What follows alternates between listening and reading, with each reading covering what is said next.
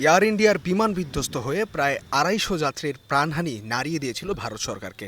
জুনের এই দুর্ঘটনার পর সরকারি বিমান সংস্থার সেবা নিয়ে শুরু হয় নানা আলোচনা সমালোচনা। ফলে প্রশ্ন উঠেছে বিমানের রক্ষণাবেক্ষণ ও তদারকি নিয়ে। আর এর মধ্যেই উঠে এসেছে অনিয়মের চাঞ্চল্যকর নানা তথ্য।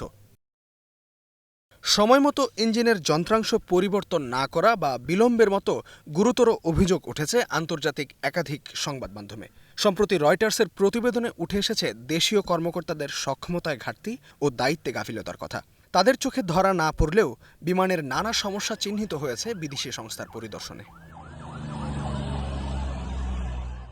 ভারতের ইতিহাসে অন্যতম ভয়াবহ বিমান দুর্ঘটনা আরও চাঞ্চল্যকর খবর সামনে এনেছে। রাষ্ট্রায়ত্ত বিমান সংস্থা এয়ার ইন্ডিয়ার বিরুদ্ধে কাগজপত্র জালিয়াতির অভিযোগও উঠেছে। যন্ত্রাংশ পরিবর্তনের সময় পিছিয়ে দেয়া যার উদ্দেশ্য বলে সন্দেহ করা হচ্ছে। এমন শুধু এয়ার ইন্ডিয়ার বেলায় নয়, অনিয়মের অভিযোগ আছে বেসরকারি একাধিক বিমান সংস্থার বিরুদ্ধেও।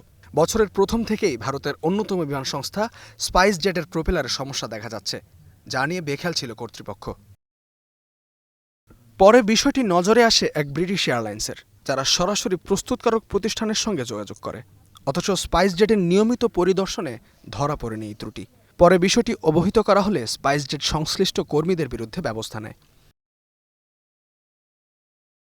এছাড়া সম্প্রতি উড্ডয়নের সময় টার্বুলেন্স বা হঠাৎ ঝাঁকুনির ঘটনা বেড়েছে।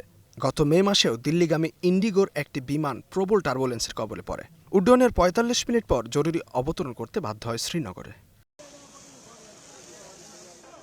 এমন সব ঘটনায় ভারতের আকাশপথ যাত্রীদের জন্য কতটা নিরাপদ, সেই প্রশ্ন আবারও প্রকট হয়ে উঠেছে। তবে ভারতের বেসামরিক বিমান চলাচল কর্তৃপক্ষ ডিজিসিএ দাবি করেছে, ভারতের আকাশ সবসময় নিরাপদ ছিল এবং এখনও নিরাপদই আছে।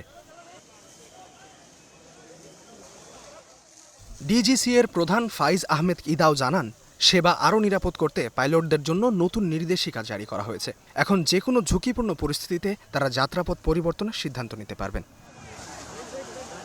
গত এক বছরে অভ্যন্তরীণ বিমান সংস্থাগুলো প্রায় ২৫০০ যান্ত্রিক ত্রুটির রিপোর্ট জমা দিয়েছে ডিজিসিএ এর কাছে। ফাইজ কিদাও বলেন, তথ্য লুকানোর চেয়ে ত্রুটির কথা স্বচ্ছভাবে জানানো অনেক বেশি ইতিবাচক।